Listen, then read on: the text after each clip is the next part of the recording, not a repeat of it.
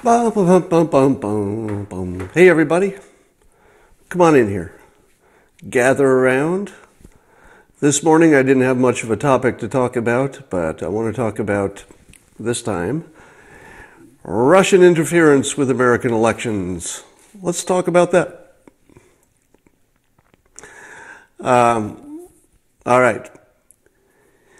So I'm watching CNN complaining because President Trump seems to be the only person who's not saying, let's do something to stop Russian interference in our elections.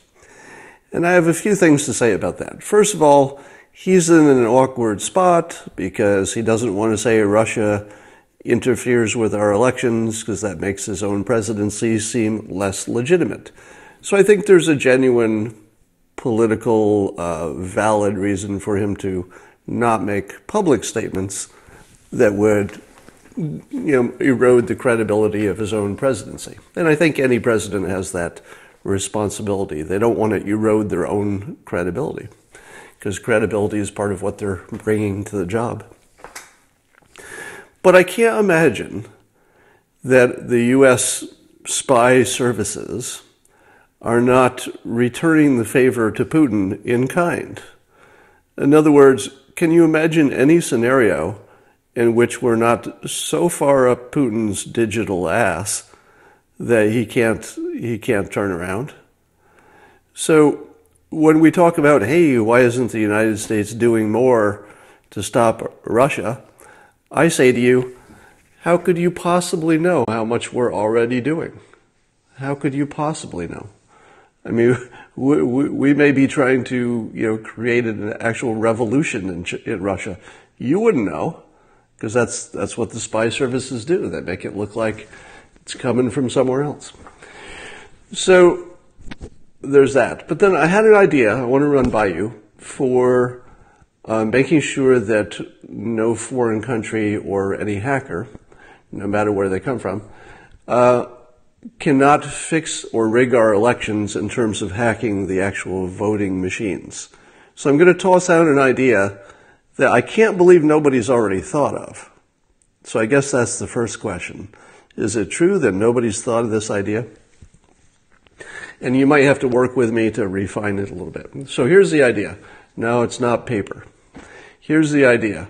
It's an app. So it's an app that you bring with you to the voting booth, and you record your social security number. It automatically figures out your location, so it knows who you are, and it knows that you were somewhere around a voting booth at a certain time. Then you just take a picture with the app of your votes, as they show up on the voting machine, or if it's on a piece of paper, on the piece of paper. And you just take one picture, and then it automatically gets sent to a centralized place. Now, all you would need to do is sample the people who bothered to have an app, because nobody knows in advance who's going to go in there with their app. So you randomly look at the votes made by people who have the app, and you compare it to the actual vote that got registered, and you don't have to do all of them. You could simply do enough of them to find out that, say, one voting booth was compromised, for example. Now, app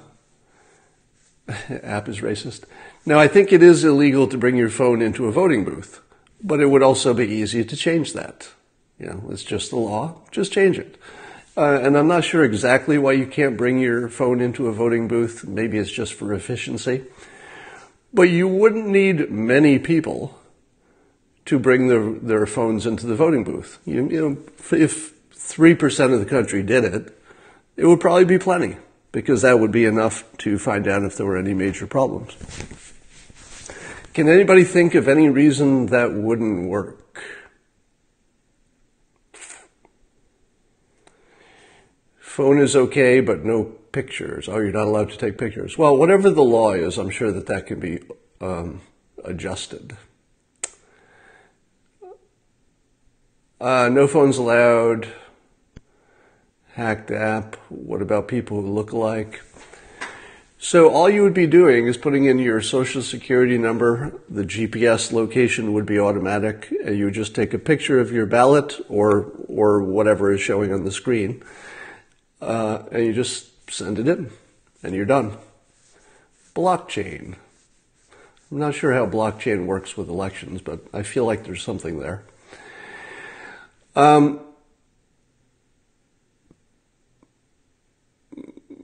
Pictures will allow people to buy influence. In other words, they could prove that they voted a certain way, and therefore they could charge for their vote. Is that the reason you can't take a picture? Because the app, it could be that maybe only that one app is the only thing that you can use when you're in there. That's possible too. I'm pretty sure there's a way around those things. Well, not everyone has phones. No, the point is that not everyone needs a phone. You only need a representative sample of people who are checking their phone, checking their polling place, and that would be enough to surface any fraud. You don't need all of them, you just need samples.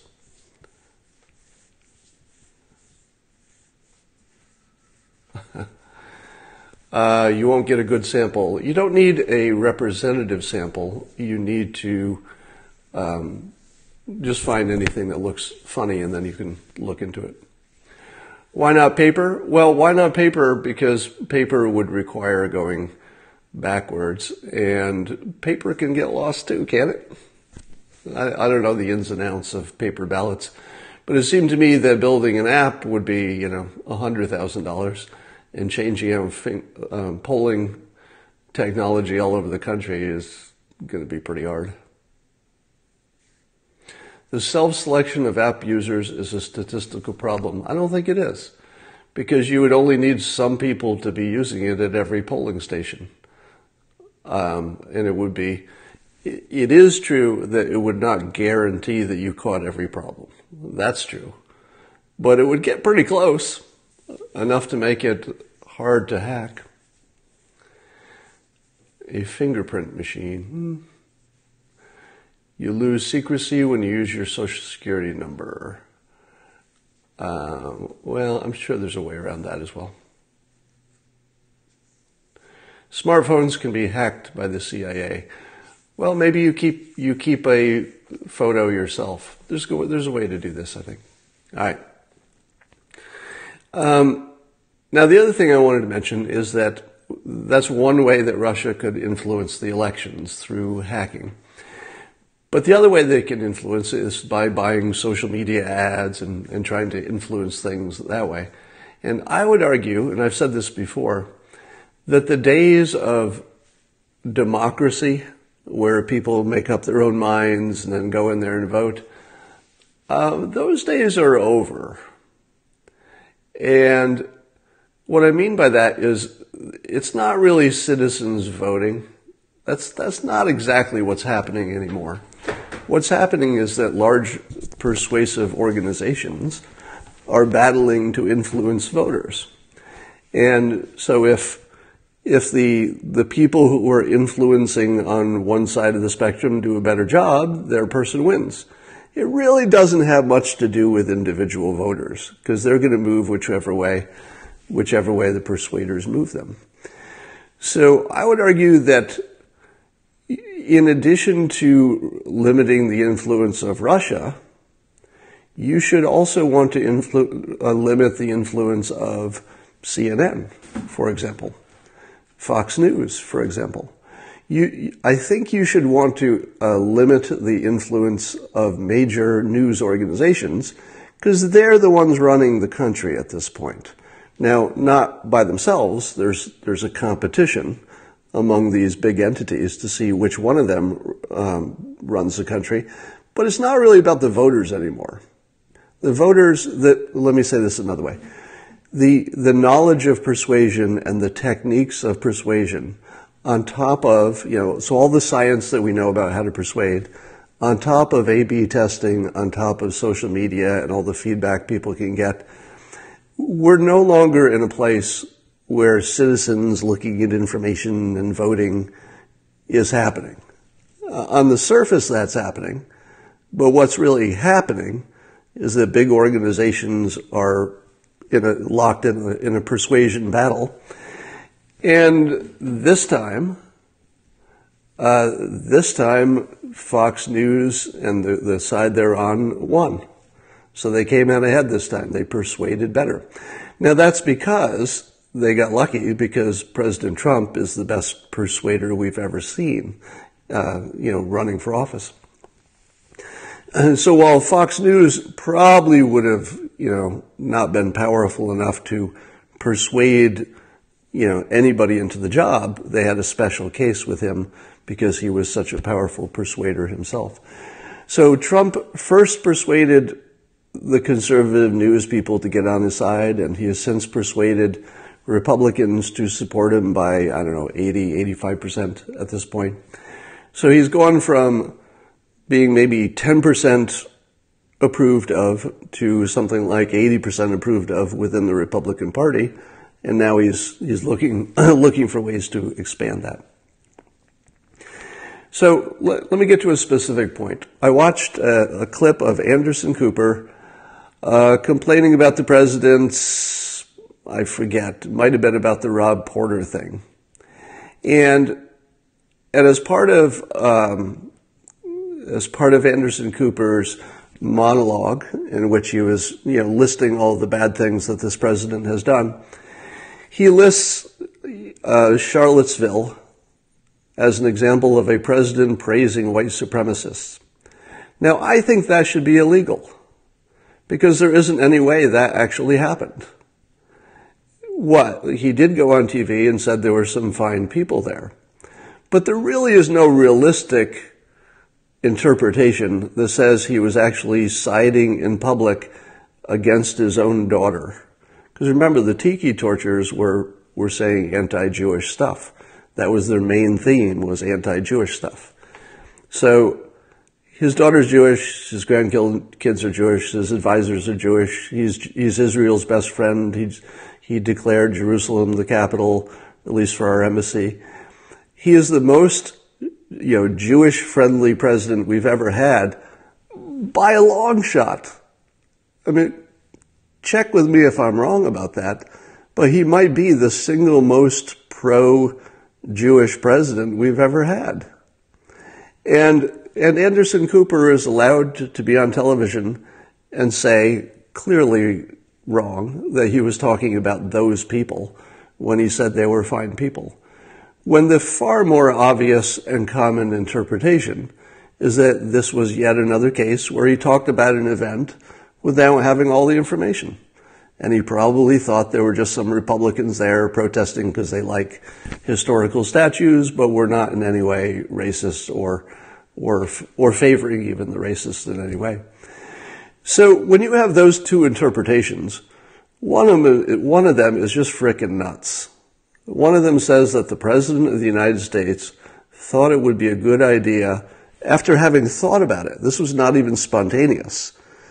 So in other words, according to Anderson Cooper, the President thought about how to talk about Charlottesville and then consciously decided to side with people marching with torches and saying anti-Semitic things and being racist in general.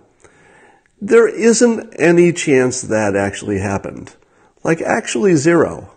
There isn't any chance that happened. But yet he reports it on a list of things which are also, cognitive dissonance and confirmation bias, as if these are just known facts now. Now, when you see CNN reporting something which is so clearly intended for influence as opposed to news, and it's the sort of thing that could tear the country apart, it's hard not to say that a corporation is not trying to influence this election in a far bigger way than they should. Now, I don't know if any of this is illegal or even if it should be. But I can tell you that if you're worried about Russia influencing our elections, and you should be, seems like a fair thing to be worried about. You should be a lot more worried about MSNBC, CNN reporting as fact that we have a racist president who's essentially out of the closet and praising white supremacists in public. That's actually never happened and will never happen. But they report it as fact, and it's hugely persuasive. It's actually ripping the country apart. So if you had to say to me, which entity is more dangerous for the Republic, I'd have to say CNN. And, New York Times, Washington Post, MSNBC, they are far more dangerous to the Republic because they're not reporting news. They're reporting persuasion. All right, let me give you another example. This was also from my Wall Street Journal article I wrote. The fact that the anti-Trump media can say as though it's a fact with a straight face that the whole birther incident was about racism just is mind-boggling. Because can you even imagine a scenario in which there'd be a white politician that the president was competing against, or at least was on the other side in some way? Can you imagine that he wouldn't mention any irregularities or any rumors or even any question about that person's qualifications to run for office? There is no world in which candidate Trump or President Trump would ever leave a weapon that's loaded laying on the ground and not use it. This whole birther thing was just a loaded weapon that the president had available to him. Had it been some other candidate, he would have said the same thing. And nobody has ever made the argument that the where you were born argument can only be used against, African American presidents. Yeah, it was used against John McCain as well. Exactly.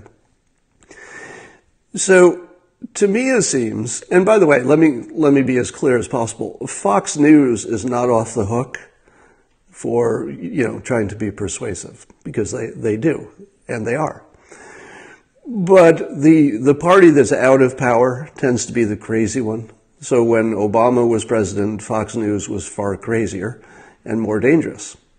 When President Trump is in office, by far CNN and MSNBC are the dangerous ones because they're not reporting news, they're reporting persuasion.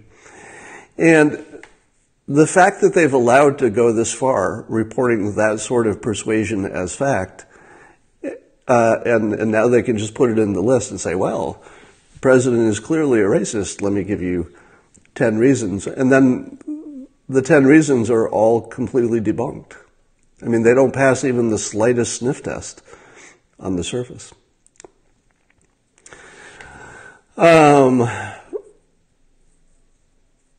Talk about January surplus. What about it? There's a surplus to something?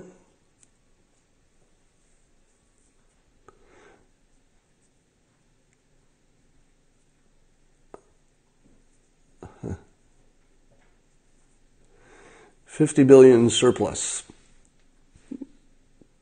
I'll look into that. I don't know about the surplus. That's a trade surplus? I don't know what that is.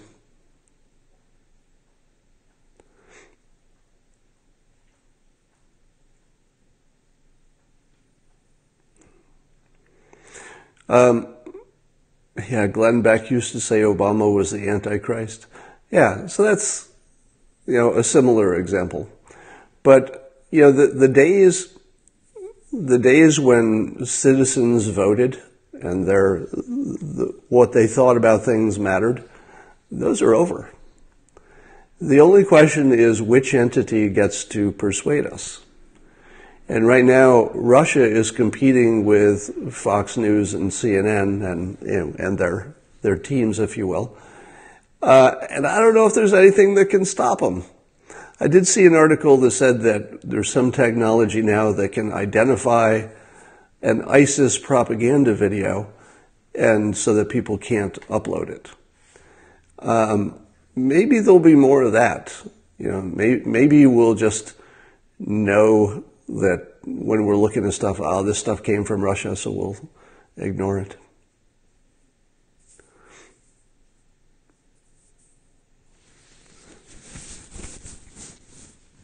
FBI's persuasion, I haven't looked at that, no. Somebody says they don't believe Russia is that involved. They're a scapegoat. Well, I've said this a million times, is that I still don't understand why nobody can make a coherent argument for why Russia would do this. Because short of actually destroying the country, which makes no sense, or maybe distracting us, making us a little less effective, I don't know. That just feels like Cold War thinking. I just can't imagine that Putin is sitting there in the room saying, all right, let's make them all talk about their president and give him a low approval rating, or let's get this candidate elected who's not the good one. These are just such weak strategies that I feel like I'm missing something. There's something else I need to know to understand why they would bother to do it, because it just doesn't seem like it's going to get them anything they want.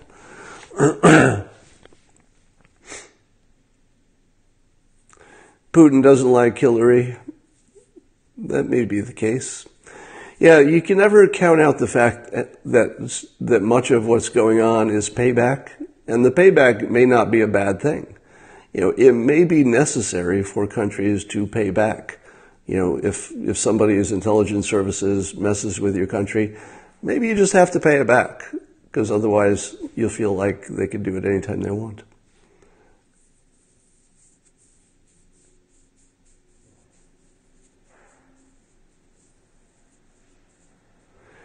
No reasonable motive has been identified for collusion. Well, you don't need a motive for collusion, do you? Isn't the motive to get help to win the election? I mean,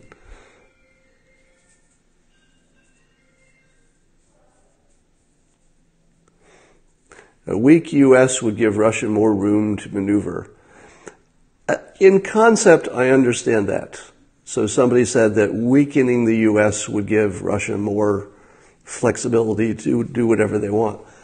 But it's such an indirect argument that it's hard for me to see that they would actually imagine the United States would be so degraded by their clever Facebook memes that, the country doesn't function and, our military doesn't work or whatever they're imagining.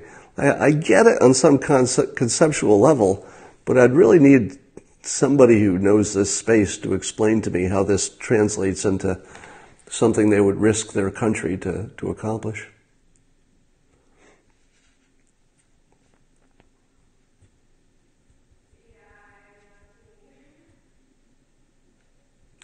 Did we interfere in Russia's elections?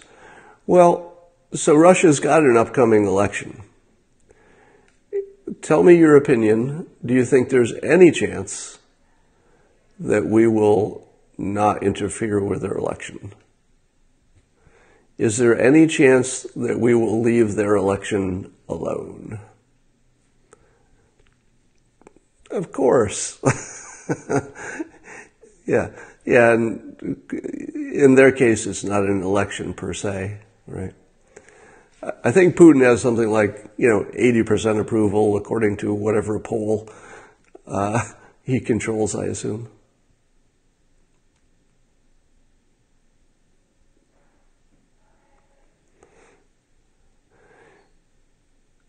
Police recommended charges for Netanyahu. Is that a new story today? I'll have to catch up on that. But we're still waiting for the big news today. I still thought there was going to be some kind of big news.